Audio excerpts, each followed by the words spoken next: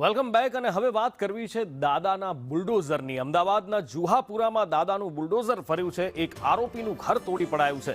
હત્યાના આરોપીનું આ ઘર હતું જેણે ગેરકાયદેસર બાંધકામ કર્યું હતું। એ ગેરકાયદેસર બાંધકામ તોડી નાખવામાં આવ્યું છે।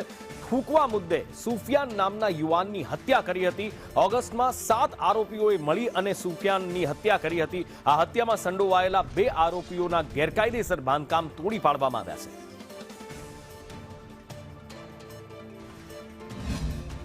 અમદાવાદ શહેરમાં ગુનેગારો સામે તંત્રનું બુલડોઝર ફરી રહ્યું છે। અમદાવાદ શહેરના જુહાપુરા વિસ્તારમાં ગુનેગારના ઘર કે જે ગેરકાયદેસર હતું તેના પર હવે તંત્રનો હથોડો ફરી રહ્યો છે, કારણ કે આ જે ગુનેગાર હતો તેના દ્વારા એક વ્યક્તિની હત્યા કરવામાં આવી હતી। માત્ર થૂકવા જેવી બાબત ઉપર હત્યા કરવામાં આવી હતી। આ કેસમાં વિજલપુર પોલીસે ગુનો નોંધીને કુલ 7 આરોપી કે જેમાં એક મહિલાનો સમાવેશ થાય છે તેમની ધરપકડ કરી છે। હાલ આ જે આરોપીનું ઘર હતું તે ગેરકાયદેસર હોવાનું સામે આવતા હવે તંત્ર દ્વારા તેના ડિમોલિશન કરવાની કામગીરી હાથ ધરવામાં આવી છે। મહત્વનું છે કે જુહાપુરા વિસ્તારમાં 3 માળનું આ મકાન બનાવવામાં આવ્યું હતું કે જેના કોઈ પણ પ્રકારની પરમિશન લેવામાં નહોતી આવી અને આજક્રમથી હવે તંત્ર દ્વારા આ મકાન છે તે તોડી પાડવામાં આવી રહ્યું છે અને ગુનેગારોને એક કડક કાર્યવાહી થાય તેવો મેસેજ આપવામાં આવ્યો છે, જેથી કરીને ગુનેગારો છે તેઓ શહેરમાં માથું ઉચકતા બંધ થાય।